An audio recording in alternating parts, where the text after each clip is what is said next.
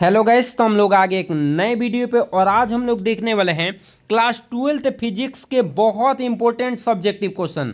और मैं बता दूं कि आपका भी अगर सपना है कि एग्जाम में एक भी क्वेश्चन गलत ना हो और आप एग्जाम में बहुत ही बेहतरीन करें, तो बस अभी मेरे चैनल को सब्सक्राइब कर लीजिए और प्रतिदिन वीडियो को वॉच करते हुए चलिए। आप एग्जाम में उतना बेहतर करेंगे जितना खुद से वादा नहीं है। अगर आपका भी सपना है कि हमें बेहतर से बेहतर करना है और 400 प्लस इस बार लाना ही लाना है, तो अभी मेरे चैनल को सब्सक्राइब कर लीजिए। जितने भी वीडियो डाले जा रहे हैं, चाहे वो केमिस्ट्री के हों, चाहे बायो के हैं, या फिजिक्स या केमिस्ट्री किसी की भी चीज़ के हैं, आप प्रॉपर वीडियो को वॉच करते हुए चलेंगे तो निश्चित आप बहुत बेहतरीन करने वाले हैं। चलिए तो वीडियो को स्टार्ट करते हैं और एक एक करके क्वेश्चन को समझते हुए चलते हैं। इसके पहले भी मैं बहुत सारा क्वेश्चन मैं आप लोग को पढ़ाया हूँ। ये आप लोग को मैं बहुत सारा क्वेश्चन इसके पहले वाले क्लास में मैं पढ़ाया हूँ। आप नहीं देखे हैं तो उन सभी क्वेश्चनों को भी आप देख कर आइए ताकि एग्जाम में एक भी क्वेश्चन आपका नहीं छूटे। तो देखिए अगला क्वेश्चन क्या पढ़ने वाला है कि आवेश के आयतन घनत्व की परिभाषा दे तथा इसका एसआई मात्रक लिखिए। तो देखिए क्या कह रहा है कि आवेश का आयतन घनत्व क्या होता है। तो जब आवेश का वितरण वस्तु के आयतन में होता है, देखिए क्या होता है जब आवेश का वितरण हम लोग किस में करते हैं, आयतन में करते हैं, तो इसका प्रति इकांत आयतन में आवेश की मात्रा को क्या कहते हैं, आवेश का आयतन कहते हैं। फिर से देखिए परिभाषा, देखिए परिभाषा अगर समझ गए तो बिल्कुल आसान है। जब आवेश का वितरण वस्तु के आयतन में होता है तो प्रति एकांक आयतन में क्या आवेश की मात्रा को हम लोग क्या कहते हैं, आवेश के आयतन के नाम से क्या करते हैं, जानते हैं। और ये आवेश का एसआई मात्रा, आवेश का आयतन का एसआई मात्रा क्या होता है, कूलॉम बटा में क्या होता है, मीटर क्यूब होता है, जो कि बहुत ज़्यादा इंपॉर्टेंट है। तो आप लोगों को परिभाषा भी याद रखना है और एसआई मात्रक भी याद रखना है। अब एसआई मात्रक क्यों याद रखना है, क्योंकि देखिए क्या है, एग्जाम में जितने भी ऑब्जेक्टिव क्वेश्चन आएंगे वो आपको एसआई मात्रक पढ़ने से बिल्कुल क्या हो जाएंगे, क्लियर हो जाएंगे। इसलिए आप लोगों को एसआई मात्रक साथ साथ पढ़ते हुए चलना है ताकि आप एग्जाम में जो भी ऑब्जेक्टिव आए उसको भी आप आसानी से क्या कर पाएँ, बना पाएँ। अगला क्वेश्चन देखिए क्या है, विद्युत द्विध्रुव आघूर्ण से आप क्या समझते हैं और इसका एसआई मात्रक बताइए। तो मैं पहले आप लोग को बता देता हूं कि विद्युत द्विध्रुव आघूर्ण क्या होता है। तो देखिए क्या है, कोई आवेश हमने समान प्रकृति का लिया है, मैंने आवेश ये लिया और ये दूसरा आवेश ले लिया और इन दोनों आवेश को मैंने यहाँ पे केंद्र में मैंने मान लिया और इधर भी इसका क्या है, लंबाई एल है और इधर भी इसका लंबाई क्या है, एल है। दोनों तरफ इसकी लंबाई हमने क्या मान के चला है, एल मान के चला है। तो ये दोनों की लंबाई, दोनों आवेशों के बीच की दूरी कितना हो गया, 2l हो गया। याद रह गया, दोनों आवेशों के बीच की दूरी कितना हो गया, 2l हो गया। इस बात को याद रखेंगे। और दोनों आवेशों के बीच की दूरी को अगर किसी भी आवेश के साथ गुणा कराते हैं, इसके साथ गुणा करा दीजिए या इसके साथ गुणा करा दीजिए, वही क्या कहलाता है, विद्युत द्विध्रुव आघूर्ण कहलाता है। मतलब क्या है, तो इसका फॉर्मूला यहाँ पे मैं अब इसको ख़त्म करूँ, इसको देखिए मिटा के मैं बताता हूँ। मैंने अभी बताया था कि दोनों आवेश का कितना है, दूरी कितना है, 2l। अगर आवेश के साथ हम गुणा कराते हैं तो इसी को हम लोग विद्युत द्विध्रुव आघूर्ण के नाम से क्या करते हैं, जानते हैं। तो ये विद्युत द्विध्रुव आघूर्ण का सूत्र बन जाता है। और विद्युत द्विध्रुव आघूर्ण का सूत्र भी आपको क्या करके रखना है, याद रखना है। तो वही दे रखा है परिभाषा, देखिए क्या है, किसी आवेश के परिमाण और इसके मध्य दूरी के गुणनफल को विद्युत द्विध्रुव आघूर्ण कहते हैं। और इसका एसआई मात्रक क्या होता है, कूलाम इंटू मीटर। क्या होता है, कूलाम इंटू मीटर। और अभी मैंने बताया था कि क्या होगा कि 2l को किसी भी आवेश के साथ हम गुणा कराएंगे तो वही विद्युत द्विध्रुव आघूर्ण के नाम से क्या होगा, जाना जाएगा, जो कि बहुत इंपॉर्टेंट क्वेश्चन है और ये एग्जाम में आने वाले क्वेश्चन है, इस बात को ध्यान रखेंगे। और इसी के साथ एक और याद रखेंगे जिसका नाम है विद्युत द्विध्रुव, ये भी यहीं पे मैं बता देता हूँ। तो विद्युत द्विध्रुव किसे कहते हैं ये भी आप लोग समझ लीजिए। तो विद्युत द्विध्रुव हम लोग कहते किसे हैं कि जब दो आवेशों को हम लोग अलग अलग दूरी पे रखते हैं, मान लीजिए आवेश ये और ये विपरीत प्रकृति के आवेशों को जितनी दूरी पे हम लोग रखते हैं तो यही दूरी क्या कहलाता है, विद्युत द्विध्रुव के नाम से हम लोग क्या करते हैं, जानते हैं।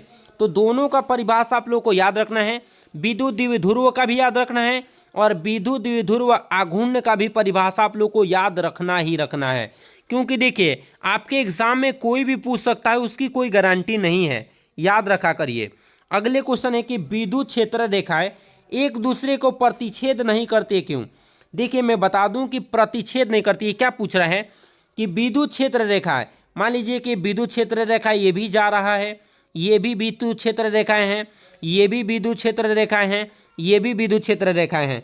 तो जितने भी विद्युत क्षेत्र रेखाएं हैं ये कभी एक दूसरे को नहीं काटती है। अगर काटेगी, देखिए मान लीजिए विद्युत क्षेत्र रेखाएं हैं और ये भी काट दी, तो यहाँ से दो रास्ते हो जाएंगे ना, एक इधर हो गया एक इधर हो गया।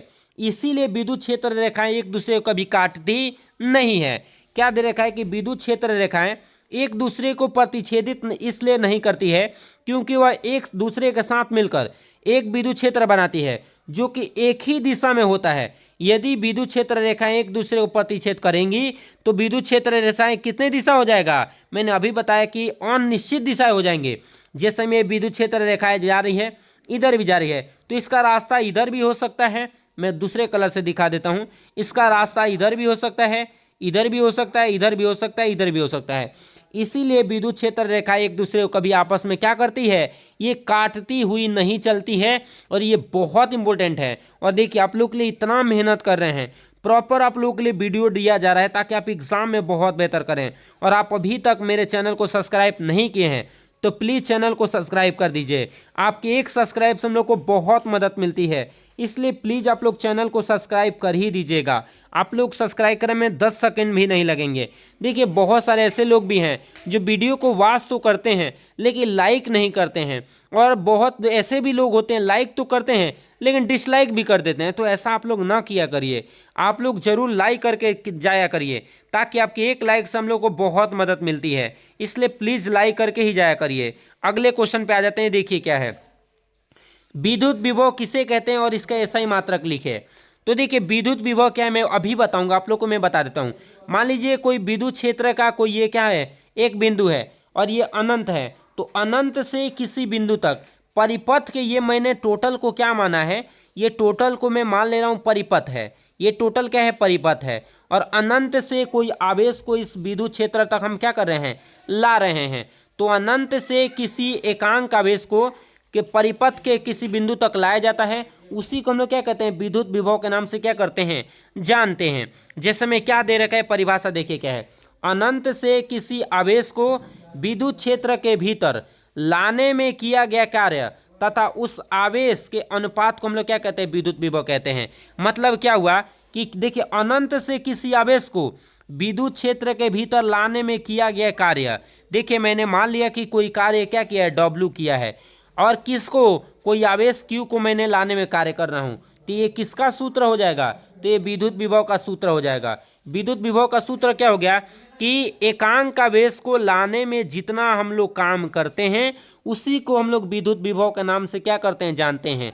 देखिए अगर बारीकी से आप सुनेंगे ना तो क्लास में ही आपको याद हो जाएगा, घर पे याद करने का आपको एकदम बिल्कुल ज़रूरत ही नहीं पड़ेगी, और आप एग्ज़ाम में जाएंगे तो बहुत बेहतरीन करके आएंगे। और मैं बोल रहा हूँ ना कि इस बार का एग्ज़ाम में आप बहुत बेहतरीन करने वाले हैं, और उतना बेहतरीन करने वाले हैं जितना आप खुद नहीं सोचते हैं। और इसका एसआई मात्रक याद रखना है, इसका एसआई मात्रक क्या होता है, दो इसका एसआई मात्रक मैं बता देता हूँ। एक अभी फार्मूला में आप लोगों को बताया था, क्या किया गया कार्य बटा में क्या चीज़ आवेश, तो जो कार्य होता है इसका एसआई मात्रक जूल होता है। क्या होता है, जूल होता है, जिसको हम लोग सूचित करते हैं जे से। और ये जो आवेश है इसका एसआई मात्रक क्या होता है, कूलाम होता है, इसको हम लोग किससे सूचित करते हैं, सी से। तो देखिए इसका एसआई मात्रक एक और हो गया, जूल बट्टा में क्या चीज़, कूलाम। एक एसआई मात्रक ये हो गया, और दूसरा एसआई मात्रक क्या होता है, वोल्ट होता है। दो एसआई मात्रक याद रखना है, कूलाम बटा जूल बट्टा में कूलाम, या क्या चीज़, वोल्ट। ये दोनों के दोनों आप लोग को याद रखना ही रखना है। कोई ऐसा, देखिए आपको एग्जाम में ऑब्जेक्टिव भी सही करना है, ये भी ध्यान रखिए कि 35 तो ऑब्जेक्टिव भी सही करने हैं ना, तो ऑब्जेक्टिव सही करना है तो आप लोग को प्रॉपर, तो ऑब्जेक्टिव के लिए जितने भी एसआई मात्रक दिए गए हैं, एसआई मात्रक से हर साल कम से कम 4-5 क्वेश्चन एग्जाम में रहते हैं।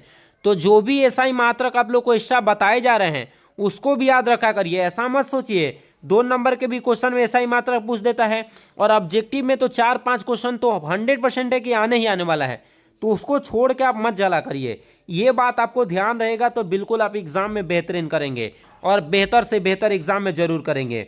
और आज के लिए हम लोग इतना ही रहने देंगे।